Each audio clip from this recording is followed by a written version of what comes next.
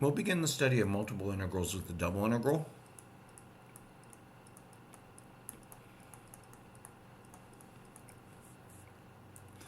And specifically, we're going to look at the analog of a double integral to volume.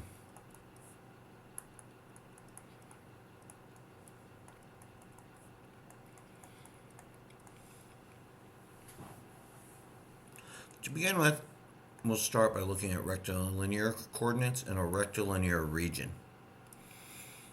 So here we're going to have our xy plane.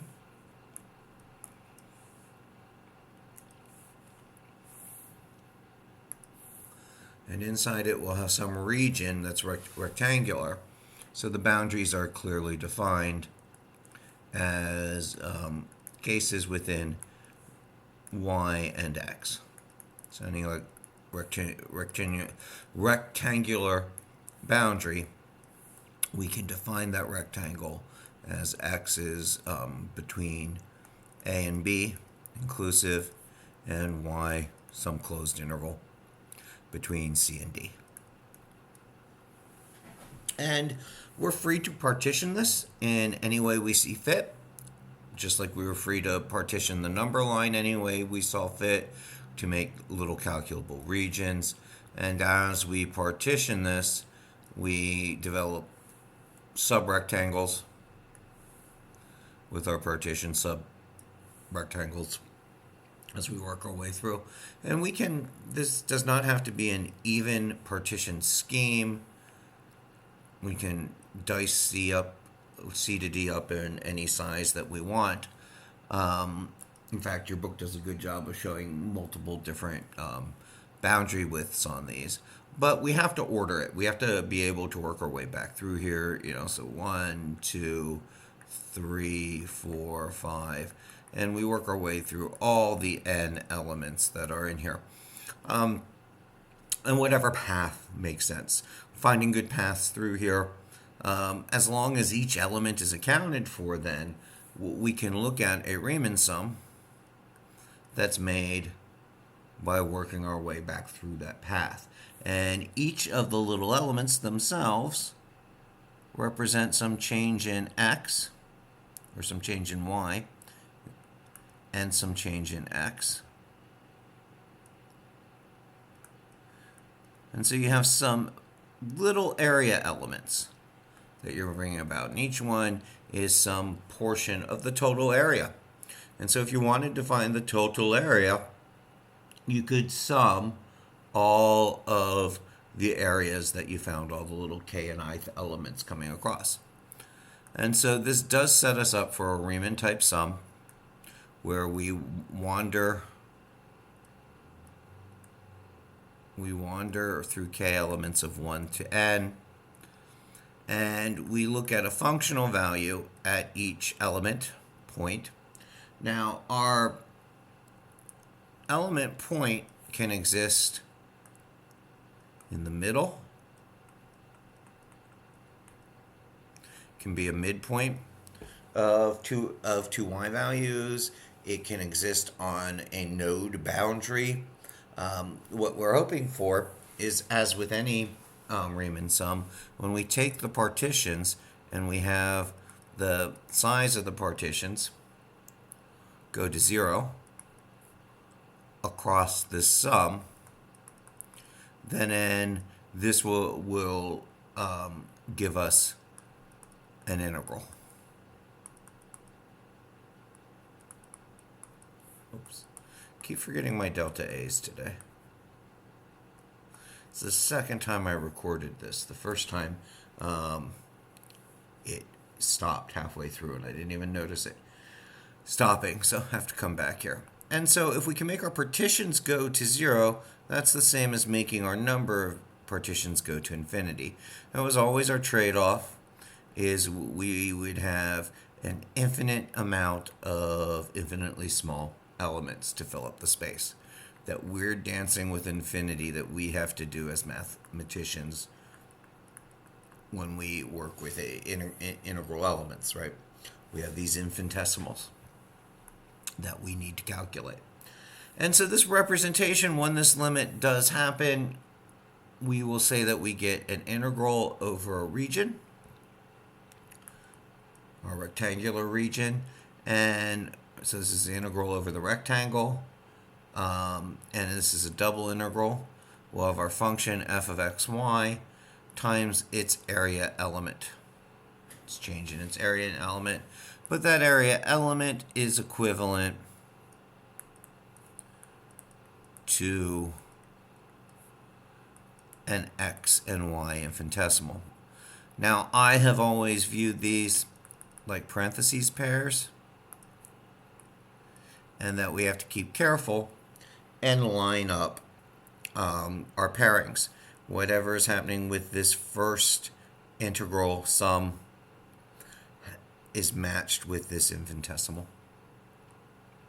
So let's do one here, and we're going to note that if our function, if we let our function equal a third variable z, then this becomes analogous to a volume, because we're going to have a height times an area, which makes a volume out of it. So let's look at some volumes. Let's start with an example of a double integral. So we're going to look at a plane z equals 4 minus x minus y, and we're going to integrate it over the region of x is trapped between 0 and 2, and y is trapped between 0 and 1.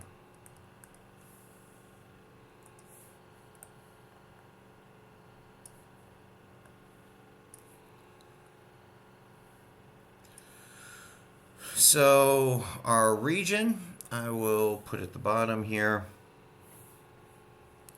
0 to 2, comes out to about here, and 0 to 1 about here.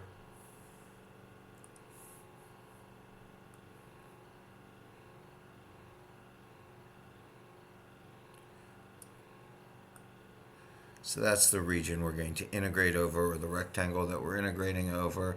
And then the plane that we're making, this is always hard for me to draw a plane over a region like this. But let me see here. This goes up.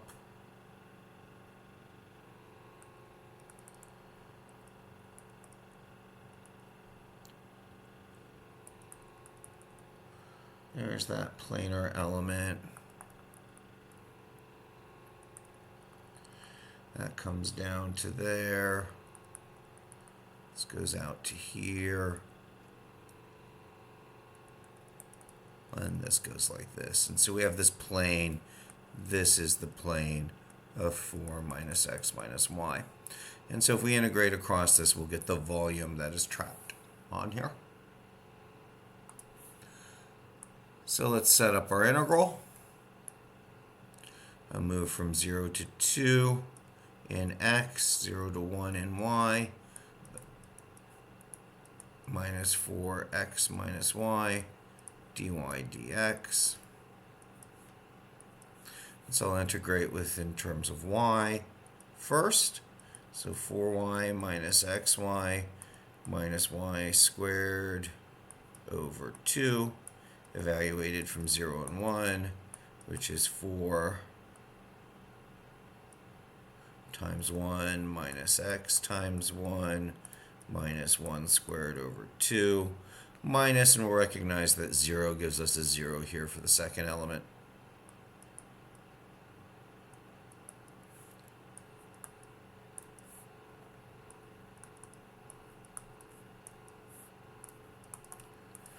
All right, we still have to integrate with respect to x when we're done here. And so this gives us 4 minus a half, 4 minus a half minus x. So 4 minus a half is 7 halves minus x.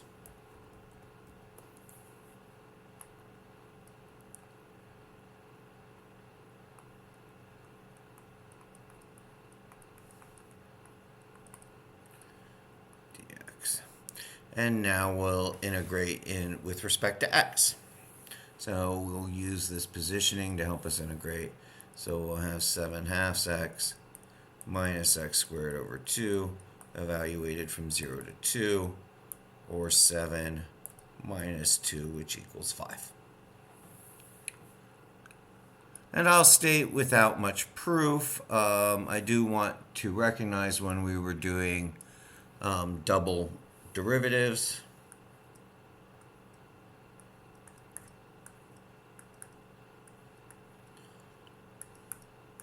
that these two things equaled. And if we were to look at, as if we did if we held these solid and made these regular derivatives, we could find the function of f. If I have some big F, right, if these equal some big F over here, dx dy, I double integrate both sides, and double integrate both sides over here. This would give me the function of f, and this would give me f over on this side. And we'd be looking at antiderivatives as our way out of here. But this order did not matter when we took the double partials. And so this order should not matter when taking the integrals. So let's do our same integral here. But now we're going to do it with x first and y second.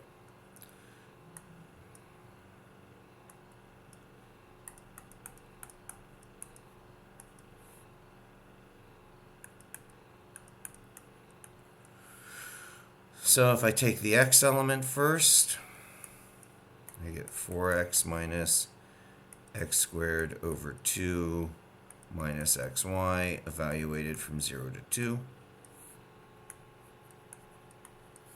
Again, recognizing the 0 is not going to subtract us for anything, so I'm going to have 8 minus 2 minus 2y.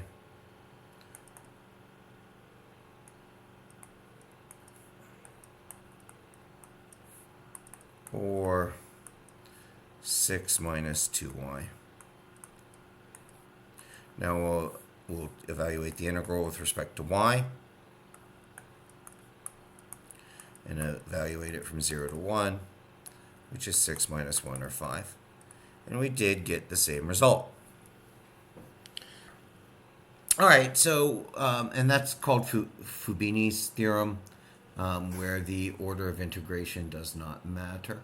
I'm going to do a couple more examples in separate videos of Fubini's theorem from the exercises in 15.1, and then I'll do a video on what general regions look like, not rectangular regions.